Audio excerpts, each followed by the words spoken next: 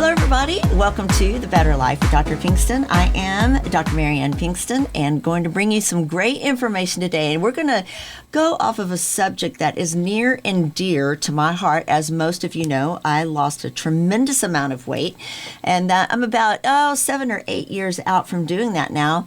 And I had 13 years of being obese, and it took me a very long time to understand why I was obese and why I couldn't lose weight. And I had to get support and I had to get help. So I'm going to bring you Sandi Forsythe Townsend today, who was absolutely my inspiration and worked with me in order to get rid of an eating disorder and binge eating and stress eating and all that. So I want to share that with you guys today. Sandi and I've known her for such a long time. She is a licensed marriage and family therapist, eating disorder specialist, and certified health and nutrition life coach. And so she's going to give us some insights about, eating disorders because, right, Sandi? An eating disorder is something that people imagine is anorexia or believe. First of all, hello and welcome. How are you? Good. How are you? Good. I'm so glad to have you on. But I think most people, when they think of an eating disorder, are, anorexia, bulimia, things that are a little more drastic maybe, and don't realize just stress eating and don't understand what binge eating is. So jump in, my friend. Tell me about you and what you do. Yeah. Well, first I'll start with the fact that actually binge eating disorder is way more common than anorexia and bulimia, and those two combined. Yes. And however, a lot of people do not seek help for Right. binge eating, over half. And I think that's really because of shame, right? Really wrapped up in that whole shame spiral of like, I'm not good enough, or what's wrong with me? I don't have the willpower. And I'm like, no, it's not about that, right? It's not about that. As you found out, Yeah. it's not about willpower or being able to just work hard enough, because lots of the folks that I work with are very, very well known professionally, like yourself, and they have plenty of willpower, right? Oh, So yeah. it's not about that component. Yeah.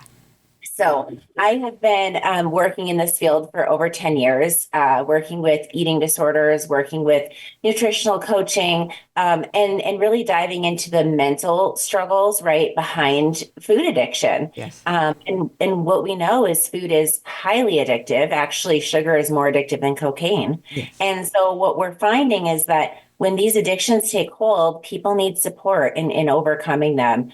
And it doesn't help that our culture is very diet centered, right? That the dieting industry is a $70 billion industry that doesn't work, Yes. right? Right. So we see this cycle with patients. We see this cycle of, okay, something's wrong with my body. I'm living in a body that's quote unquote too big for society. And I need to lose weight. So they grasp for straws, right? They go on some sort of a diet that's highly restrictive. Right. And their body feels deprived, of course, right? Because they're cutting out food groups, they're cutting out essential vitamins and nutrients that they need. Yeah. So the body feels deprived. And then that leads to intense food cravings, right? Intense food cravings, oh my gosh, urges to eat, and they break the diet, right? They end up eating and generally overeating because they've come out of a period of deprivation. And then they feel out of control and the cycle starts all over again, Absolutely. right? Absolutely. And then they get into a further shame spiral too of what's wrong with me. Why do these diets work for other people and not for me? I see all the success stories, but I'm not one of them, right? Absolutely. And so it kind of holds them captive to that same cycle over and over again.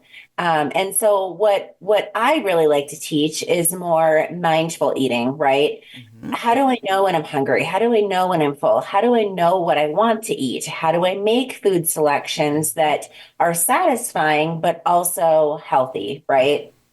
So I really help people understand what is that cycle that I'm in and how do I get out of that? How do I break free from that? And we know that there are three main reasons that people eat. One is you have to eat to live, right? Physical hunger. Two is appetite. We've all been there, right? We're cutting up a big juicy watermelon and we're like, ooh, that looks good. Let me try it. Appetite. And then three is social and emotional. And a lot of times people get stuck in that social and emotional one, right? And they Absolutely. forget about the others. and they're using food as a way to cope. Right. The other interesting thing we know about binge eaters is that most of them have some sort of trauma, whether that be relationship trauma, childhood trauma, sexual trauma. There's a lot of trauma that lives under that, right? And that food is that feel good in the moment kind of tool. Absolutely. So I always tell my patients, it's not a shameful thing. You were putting in a tool that was helping. At some point, it was helping you feel better. Now it's not working for you anymore, or it's causing health issues now. And so now we're going to retrain the brain, and we're going to try to kind of put instinct over the binge. And it, with the right help, most people are very successful. Absolutely. But it's not about going on a diet. Right, right. It is about changing a mindset and a lifestyle. When I mentioned I spent 13 years obese, I was in that cycle. That's what happened for 13 years is I would cut everything, lower my calories, change up my food, go on some master, fad diet, something that, or, pill or something like that. And it would ultimately fail. And I do that with my hands with quotes, fail at it because, you are trying to swing in a direction that is extreme. For me, I think food was an addiction because of a childhood trauma. And it was an addiction. And is it true that food and sweets and things like that raise your dopamine? And dopamine is kind of the happy hormone. So you feel that dopamine rush when you partake. Some people do that with alcohol. They self-medicate, right? Right. And some people do it with alcohol. Some people do it with shopping or gambling. Some people do it with porn even. I mean, there's so many different areas where that occurs. But food, sweets, salty, crunchy things, all those things satisfy that. Is that correct?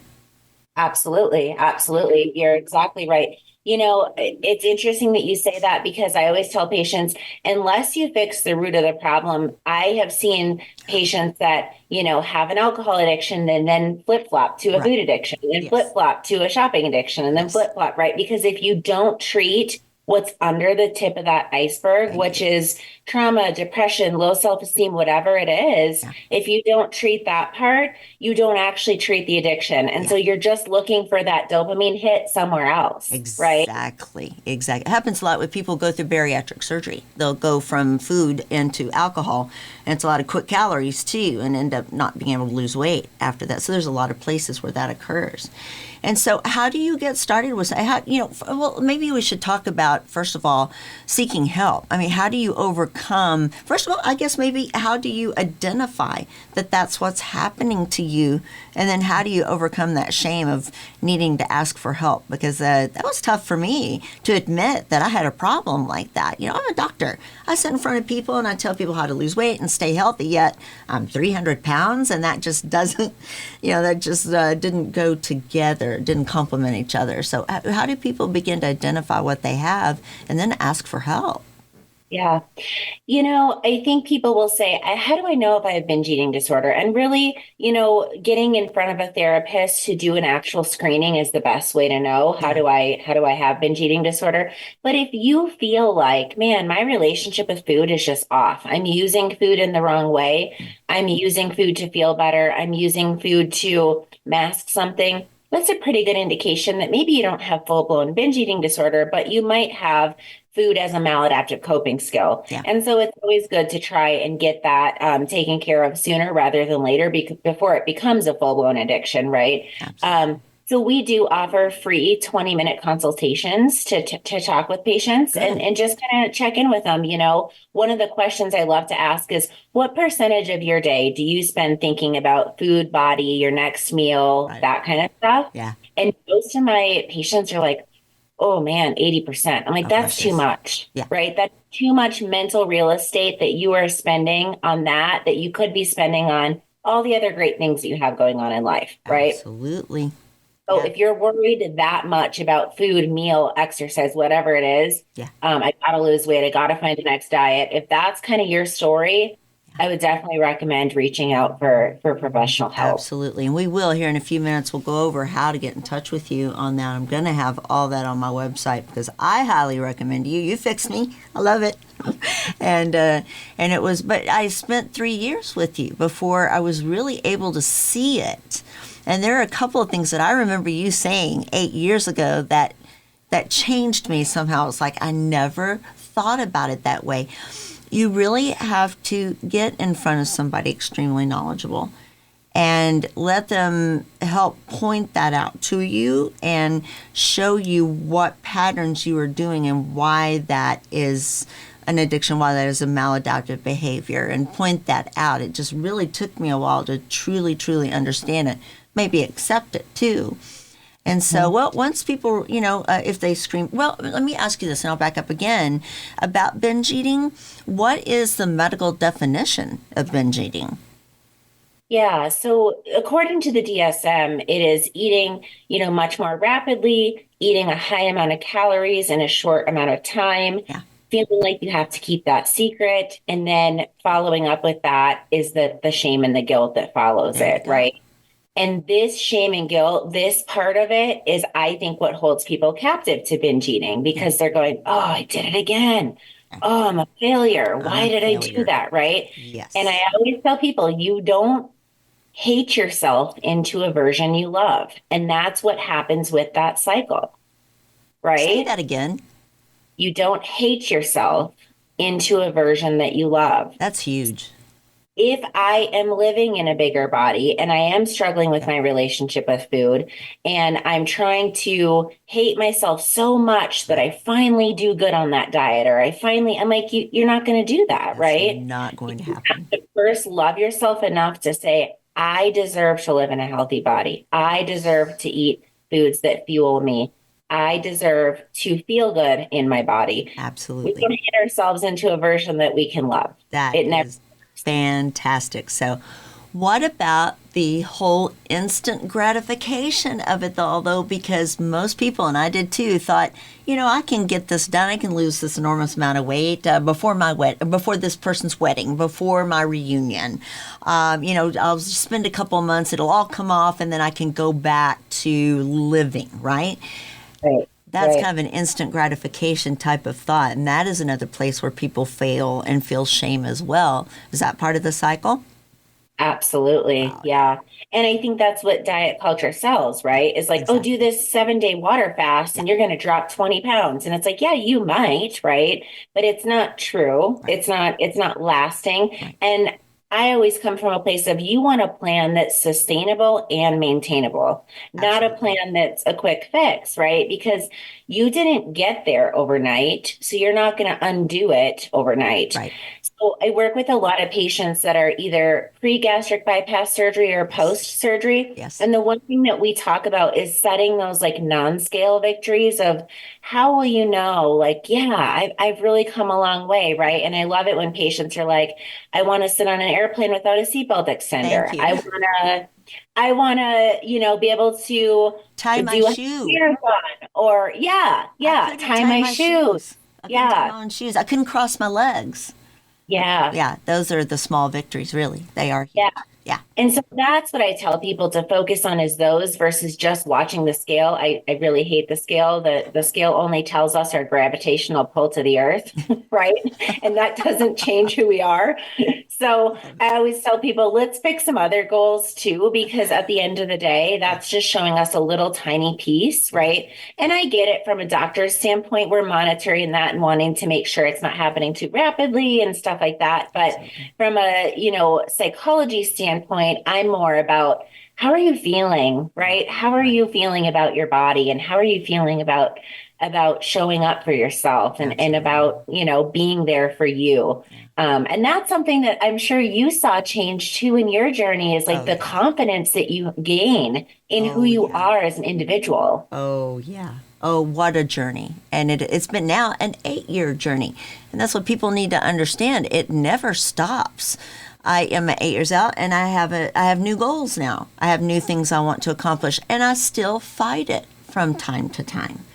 But I have all the tools I need to get past it, so I don't fall victim to it again. It's like, again, compare it to like alcoholism or drug addiction or whatnot, where these relapse episodes. Your brain goes backwards sometimes, and it's okay. You're not a failure for doing that. You just need to know how to face it. And one of the things that I did was, I didn't want anybody to see me eat. big as a large lady, and so I didn't want people to see me eat, so I would keep snacks in a plastic bin, either kind of beside or under my bed or at the back of the pantry where nobody would find them, or in the laundry room even. And at night when everybody would go to bed, that's when I would hit it, and I could get 2,000 calories before 1 in the morning, easy. It was just it was insanity. Those are little habits and things that you may not think about that you're doing that relates to binge eating disorder. One thing that stood out in my mind, we're about to come up on our break here, but one thing that stood out in my mind that you said to me long ago, because I was one of those that thought, in 6 months I'm going to get all this weight. I'm 300 pounds, right? Got 180 pounds to lose, give or take. And I'm thinking, 6 months at this, 9 months, I'll get this taken care of. And you're like, Marianne, it may take you 2 years to do this, but 2 years is going to pass anyway. You might as well just slow down and take your time and undo this disease that you have. And just, because time is going to pass anyway. That I still remember as vividly as yesterday. And that locked in. That was one of those moments where I was like, aha moment, right? Light bulb moment. Yeah. And, got away from some of that instant gratification stuff and said, you know what, it's not only going to take 2 years to do this, it's going to take 8 years, 10 years, 20 years. It's always something that you're dealing with. But the confidence that comes out of that is not about being thin. It has nothing to do with being thin. It has everything to do with knowing that I've overcome such a horrendous disease, because ultimately it leads to obesity and it kills. Heart disease, sleep apnea, all these things, cancers and feeds, all that, all below. So, I don't want to take up your time. Please tell us how we can find you. Yeah, you can visit our website, and on our website, you can request a free 20-minute consultation. Even if you're just like, I don't know what my relationship with food is, I would love to just chat with you about what that might look like. And so you can reach us at healingjourneycounselingllc.com, or we do have an 888 number, and that one is 888-959-6114. So you can reach us either of those two ways. We also have a Facebook page and an Instagram page, which I'm sure you'll put on your information. And we would be happy to connect with you. I absolutely love working with men and women who have this desire to change, because I think once you desire that, the sky's the limit if you can find the right person to work with, right? Absolutely. So you're right, I'll have all this on the website. And go to drpbetterlife.com. Not only can you look at some other shows and other topics I've got, including weight loss, but you can also catch this and get all of Sandi's information. And so we're going to take a quick break and be back on the other side and talk a little bit more about binge eating disorder. Depression, anxiety, low energy, weakness, these are just some symptoms of low B12 levels. And the absorbable B12 folate supplement that's helping people declare victory over depression symptoms is De Novo Plus B12 by Magna Pharmaceuticals. Patients with symptoms of depression often exhibit low levels of folate and vitamin B12. The human body needs sufficient folate intake to produce the essential neurotransmitters serotonin, dopamine, and norepinephrine. These neurotransmitters alleviate feelings of sadness, anxiety, and gloom. What makes De Novo Plus B12 so successful? De Novo Plus B12 contains readily absorbable folate and B12. That means it's more successful at correcting the root cause of your deficiency, not just the symptoms. Whether you are suffering with low energy, depression, fatigue, or anxiety, you owe it to yourself to learn more at magnaweb.com. That's magnaweb.com. Please let us know at checkout that you heard about De Novo Plus B12 on The Better Life with Dr. Pinkston. Hi, everybody. Welcome back. I am glad that you've joined us back in with Sandi Forsythe Townsend, who helped me with my eating disorder so long ago. It's been over 8 years now, and helped me overcome obesity and my eating disorder. But we were talking a little bit about during the last half about food and our relationship with food. And so I think you wanted to mention something about hunger and how we can kind of tell the signs. Mental hunger, physical hunger. Explain. Yeah. So there's physical hunger, right? It's time for my body to eat and it needs to eat because we need fuel to survive. And then there's also emotional or mental hunger. And I first like to start with patients on, well, what's the difference, right? Yes. And some patients are like, I think I just eat out of emotion. I don't even know if I know what physical hunger is. Yeah. So I love to start with the hunger scale on a scale from 1 to 10. Most people know what a one means or what a one feels like. It feels like completely empty. I got to eat. My body's telling me I need to eat. And a 10 is I am stuffed. I've just binged. I've overdone it. Right. But most people don't know what those middle number feel like. Right. Right. Like, what does a 3 feel like? Like hunger cues are starting to wake up. I need to start thinking about food choices. And so that's the first part of treating a binge eating disorder when I work with people is really identifying what is emotional hunger versus physical hunger.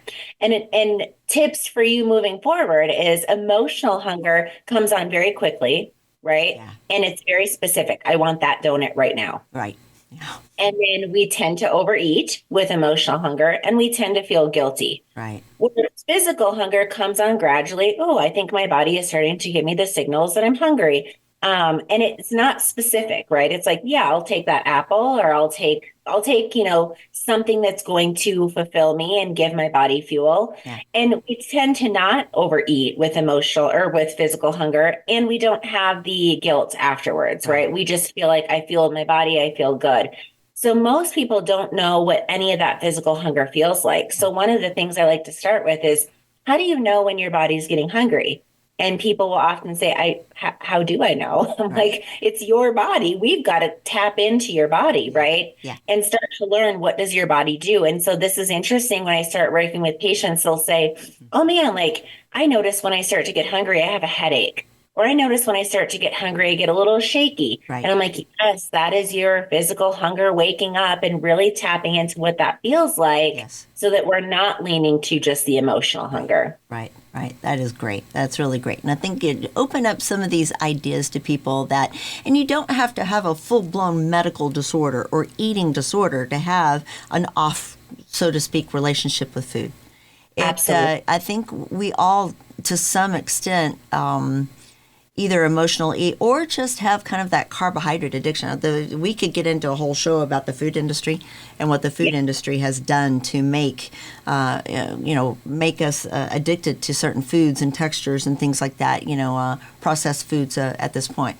But so you don't have to go all the way into and see yourself as having a mental disorder to have an off relationship with food. And I think that's an important tool for everybody to use. Because I think we all fall victim to that a little bit. Like I say, 8 years later, I still fall victim to it. What I love and I wanted to bring up is your social media. So your Facebook with Healing Journey is absolutely brilliant. The tables and the some of the memes and things that you share is absolutely so interesting, and I think it can help people understand what you do and what you're looking for when you need to make that call that you need help. You need to identify some issues there, and it can happen at all levels, folks. So don't be afraid to kind of face this and to, wake up open up your mind, I guess, to the fact that you may need help and you may need to search for a different way to change your life and look at this from a lifestyle perspective, because it is a lifestyle. It is a way of living. I'll tell you something interesting. We eat at Ruth's Chris, sometimes one of my favorite restaurants. They have this sweet potato casserole. It's just stupid good. It's to die for. And it's got a thick layer of brown sugar and pecans on top. It's dessert, but they serve it as a side, a vegetable side, right? And so we'll do that every once in a while, and I'll indulge and enjoy it. But my favorite thing now, because back in the day when I was 300 pounds, that could have been an hourly thing for me, and that's what I craved and wanted. Now, when I go to like Saltgrass or something, I'll order a sweet potato, but I'll tell them no butter, no sugar, none of the sides, nothing on it, plain completely.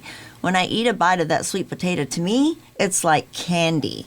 So I've changed my tastes over time and gone back to where I taste real food now, and real food is good. and don't have to have all the additives on top. So I think that's another place where people may make mistakes, right? That they, can change over time. You can change the way you think. You can find relief from that constant chatter in your brain of go eat something now and that donut or that bag of Cheetos or whatever. You can find relief, and it's a freedom you can never imagine how wonderful it is to break that cycle away from indulging. Yeah. I always tell people, in today's society, with the food industry, with social media, with all the things that we have at our fingertips, I think that most people would say, I maybe don't have an eating disorder, but I have disordered eating at times. There you go. Right? Love it. Yeah. Another Sandyism. I love that. Those are great. You've had me with a few this morning. That's awesome. Well, good. Well, with this minute and a half left, tell us again, where can we find you? Yeah, so you can find us at healingjourneycounselingllc.com. We also have blogs that we post weekly about various mental health topics, eating disorders, anxiety, women's issues, and hormones. So check out our blogs too, because there's some good information in there. And then feel free to request a 20-minute consultation. Again, we love just chatting with women. Even if you don't become a patient, we love to talk with men and women who are looking to change their lifestyle. Wow. That's kind of what we do. And does it matter where they are? I mean, I've got a nationwide podcast here. Does it matter where they are? It doesn't matter where you are if you are seeking the nutrition coaching component. Obviously, if you're seeking the counseling component, then you need to find a counselor who's licensed in the state that you're living in. Yes. I myself am licensed in Colorado and South Dakota, and we have other therapists in our practice with different licensing. Excellent. So, yeah, if we deem necessary that you work with a therapist, we'll help you find one. That's great. Thank you. That's wonderful. Well, you can go to drpbetterlife.com and find all the information on Sandi and her counseling and business there on coaching and all the links to social media and whatnot. You can also find some of my previous shows, my blog, and things like that. So drpbetterlife.com. Sandi, it's always an honor. I love you. Thank you for everything you've done for me. You changed my life. You did. I love hearing that. Thank you for having me. And I'm so happy that you're doing so well. Thank you. Thank you. It's been a journey, let me tell you. Awesome, guys. Everybody have a fantastic week. Thank you again.